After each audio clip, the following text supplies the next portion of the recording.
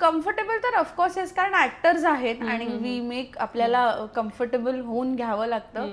ती मजा एक थोडी वेगळी होती त्या ह्याची. इट्स जस्ट की खूप ना गरमी होती ऑलरेडी आणि दुपारी वगैरे शूट झालंय, दुपारी आम्ही ते शूट केलंय आणि सो एका पॉइंटला ते असे ना की मला तो मारतो आणि मला चक्कर येते आणि मला असं जरा मी गुंगीत आहे. मी त्यांना काही टेक्स बिकॉज ना मी चालती गाडी आहे ना आणि चालत्या गाडीत आम्ही ते शूट करत होतो. सो टेक्निकली पण काही गोष्टी आम्हाला रिडू कराव्या लागत होतात. ते गुंगीत असण्याच्या ह्याच्यात मी लिटरली सांगते मी झोपा काढत होते मध्ये मध्ये, कारण मी आफ्टर अ पॉइंट इतकं दमायला झालं होतं. जरा मला सांगितलं ना हां स्वाती वो आपको मारा है और अभी आप बेहोश हो, आतून बोलायचं येस. बेहोशीच्या ह्याच्यात मी एक मस्त पॉवर नावाची घोरली वगैरे नाहीस ना? आय थिंक मी घोरले सुद्धा असेल काही, म्हणजे आय वोंट बी सरप्राईज घोरले असेल त्याच्या. पण मजा आली. एकतर त्या दोघांचे प्रश्नच वेगळे होते आणि म्हणजे दे वर ऑल्सो व्हेरी क्युरियस की Swati so what do you do? I stay in Mumbai. त्यांचा एक वेगळा झोन होता. बट टाइमपास केला आम्ही. मी खूप ऑनेस्टली सांगू का मी खूप मजा केली. मी त्या इफ्स अँड बट्स मध्ये मी ह्या गोष्टीने फंक्शन करते ना की हे प्रोजेक्ट मला परत कदाचित मिळेल नाही मिळेल आय डोंट नो. ही माणसं परत भेटतील नाही भेटतील, ह्यांच्याबरोबर परत काम करायला मिळेल की नाही आय डोंट नो. सो आज जे माझ्याकडे आहे ना I want to make sure I make the best of it. मी इन जनरल मी त्या माइंडसेटने मी फंक्शन करते बिकॉज मला त्या गोष्टीची ना मजा घालवायची नसते. So I take each day as it comes. मला आणखीन एक त्यातला शॉर्ट्स आठवतं की स्मगलिंग कसं करतात हे आपण इतकं डिटेलिंग कधीच पाहिलं नव्हतं की एक्झॅक्टली कशी होते किंवा काय करतात. आपण ऐकलं होतं, जुन्या सिनेमांमध्ये पाहिलं होतं आणि आत्ताच्याही काही सिनेमांमध्ये. पण हे जे तुमच्या तस्करीमध्ये जे दाखवलंय की तू जे लिटरली काहीतरी खातेस आणि ते पोटातून इथपर्यंत आणतेस, हे तुझ्यासाठी मला वाटतं सरप्रायझिंग असेल. अरे हा असं होतं. हो, कारण आम्ही जेव्हा रीडिंगसाठी अगोदर शूट सुरू होण्याच्या आधी जेव्हा सगळे रीडिंगला आम्ही भेटलो होतो, सो तेव्हा जो स्क्रिप्ट सुपरवायझर होता, डिरेक्टर होते, जे राघव सर होते, सो तेव्हा त्यांनी जेव्हा मला समजावलं की नक्की, कारण मला कळे ना की ही काय खाते, कसल्या पिल्स खाते.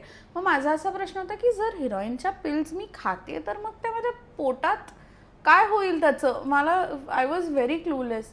आणि मग जेव्हा त्यांनी सांगितलं आय वॉज ब्लोन की लोक आजही असं करतात. आणि मला वाईट या गोष्टीचं वाटलं की जे फॉर एक्झाम्पल जे कॅरेक्टर मी केलं, आता त्यांनी मला फुल एक्सप्लेन करताना प्रॉपर की मोठ्या लेवलवर होतं आणि मला म्हणजे स्वाती साळुंखेला पर ट्रिप फॉर एक्झाम्पल 5,000 ते 7,000 रुपये फक्त मिळतात. म्हणजे इफ वी सी, सो मी हा विचार करत होते की यार ऑलरेडी त्यांना पोपटच म्हणतात, आम्ही सगळे पोपट होतो ट्रान्सपोर्ट करणारे. सो माझ्या पोटात आहेत 25 लाखाचं काय म्हणतो माल माझ्या पोटात आहे आणि त्यातले मला एका ट्रिपचे फक्त 5,000 ते 7,000 रुपये मिळणार आहेत. आणि इट इज सो रिस्की की त्या आपल्याला बघताना म्हणजे ॲटलिस्ट माझ्यासाठी सिरीज करताना मी खूप मजा केली किंवा अरे लोकांपर्यंत वेगळा विषय, पण it makes you think also की लोकांची परिस्थिती आजही अशी आहे की त्यांना 5,000 ते 7,000 रुपयासाठी पण हे असं करावं लागतंय की आता हेच 5,000 ते 7,000 रुपये दुसरं नॉर्मल काम करूनही एखादी व्यक्ती कमवू शकते. बट काय असेल मला असं सगळं हे सगळं माझ्या डोक्यात तेव्हा सुरू होतं. आणि सो बेसिकली ते पिल्स जे असतात त्याच्यात त्यांना कोट करून त्याला लॅक्सेटिव्हमध्ये कॉन्डममध्ये रॅप करून ते खायला लावतात सो दॅट इट डझंट काय म्हणतो ते ओपन नाही होणार, ते बस्ट नाही होणार. झालं तरी ती त्या रॅपिंगमध्येच असणार आणि देन ते फ्लश आउट होतं वॉशरूममध्ये गेल्यावर. म्हणजे त्यातही इट इज लाईक ते काढा बाहेर आणि मग clean it and then give. So it's that bad. रे किती क्रेझी. मी उडाले होते जेव्हा मला कळलं की बापरे हे असं घडतं. सो म्हणून ते की अरे सिस्टम अपसेट हो जाएगा, सिस्टम खराब हो जाएगा. बरोबर. बरं मला सांग, आत्तापर्यंत इम्रान हाशमीची इमेज जी आपण आता बघितली किस्सर म्हणूनच त्याला ओळखलं जायचं आणि तो आला की अशा भले भले हिरोईन पण घाबरायच्या अरे बरं याच्यावर काम करायचंय. तुझी इम्रान हाशमीची तुझ्या मनातली आधीची इमेज कॉलेज लाईफमध्ये तू त्याला पाहिलं असशील, हे असेल त्यानुसार बनलेली त्याची इमेज आणि आत्ता तस्करीमध्ये त्याच्यासोबत काम केल्यानंतर त्याच्याबद्दल तुझ्या मनातली तयार झालेली इमेज, या दोन ह्याच्यात किती फरक आहे? आय थिंक टचवूड मला खूप आधीपासूनच, बिकॉज मला या क्षेत्रात यायचं होतं, सो मी खूप त्याच्या अराउंड खूप गोष्टी वाचायचे, इंटरव्ह्यूज बघायचे, किंवा लकीली मला टीचर्स पण, म्हणजे ह्या क्षेत्रातले जे टीचर्स पण आहेत ते सुद्धा नेहमी मला चांगलेच भेटलेत. सो त्यावेळी सुद्धा एक माझ्या डोक्यात हेच होतं की तो ॲक्टर ते कॅरेक्टर प्ले करतोय, ते त्याची पर्सनॅलिटी नाही आहे. म्हणजे ते खऱ्या आयुष्यात खूप वेगळे असतील. आणि बॅक देन तर मला तेवढं माहीतही नव्हतं, कारण सोशल मीडिया आणि फार काही नव्हतं की आपल्याला एखाद्या व्यक्तीच्या पर्सनल लाईफविषयी माहिती मिळेल. तर तेव्हा सुद्धा माझ्या डोक्यात असंच असायचं की ठीक आहे, म्हणजे आता करता येते तर व्हॉट टू डू. इतकंच होतं की बाई ह्याचे फिल्म्स आईबाबांसोबत बसून नाही बघू शकत. दॅट वॉज क्लिअर होतं. हे क्लिअर होतं की आईबाबांसोबत बसून आपण असे फिल्म्स थोडं ऑकवर्ड होऊन जातं of course. But otherwise I think मी असं फार काही जज नव्हतं केलं कधीच, बिकॉज यार ॲक्टर आहे. आणि आता आता कसं म्हणूया की एखादी व्यक्ती विलन म्हणून फेमस होते की त्याला तसेच रोल्स मिळत जातात. He is good at it, so त्याला तसे फिल्म्स मिळत गेले. आणि मला यार कुठल्याही मोठ्या ॲक्टरबरोबर काम करायला मिळणं in it self is a treat for any actor. आणि सो मी तर एक्सायटेड होते की काहीतरी वेगळं करायला मिळतंय. आणि इम्रान हाशमी आहे, आणि मुळात सी भलेही त्यांची इमेज ती ॲज अ लवर बॉय किसर बॉय जरी असली, but he is a very good actor. म्हणजे ॲज अन ॲक्टर म्हणून ते खूप कमाल आहेत. सो म्हणून मी एक्सायटेड होते की बॉस. आणि मी तर खूप आधी शूट केलं होतं. माझं नोव्हेंबर 2024 त्यांच्याबरोबर शूट झालं, डिसेंबर 2024 शूट झालं होतं. So for me it was like. आणि त्याच्यानंतर तो जो डायलॉग आहे तो खूप नंतर आला, अख्खा बॉलिवूड एक तरफ और इम्रान हाशमी एक तरफ. हे बॅड्स ऑफ बॉलिवूड आत्ता आलंय.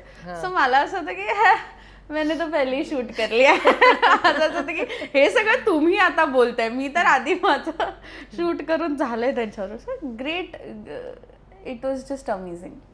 बरं, आता थोडंसं आता तस्करीहून आपण पुढे येऊया. तुझी एक मालिका पण येते अँड टीव्हीवर, आणि कितना बदल गया इंसान.